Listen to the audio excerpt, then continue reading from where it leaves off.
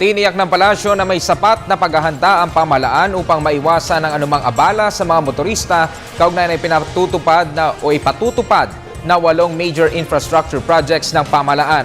Ayon kay PCOO Secretary Sandy Coloma, magpapatawag ng pulong ang MMDA para sa paglalatag ng mainam na sistema para maibsan ang pagsisikip ng trapiko dahil sa isasagawang construction. Sa mga darating na araw, magtatawag ang Metro Manila Development Authority ng isang summit kung saan aanyayahan lahat ang mga mahalagang stakeholders, no? Kasama na ang mga mamamayan at mga employers at mga kumpanya para makabuo ng isang organisado at sistematikong pagtugon sa napipintong traffic congestion, no? Na idudulot ng sabay-sabay na pagpapatupad ng mga major infrastructure projects sa Metro Manila. Nakatitiyak tayo na isa yan sa mga issue na haharapin nila.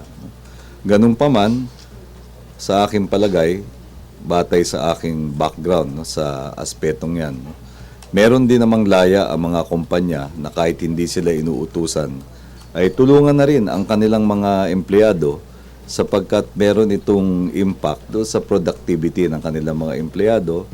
Kapag nahaharas yung mga empleyado, siyempre hindi sila productive, no? Siguro matutulungan din sila ng kanilang mga employers na nakapag-aral naman, no, na kung paano mapapataas ang productivity ng mga empleyado.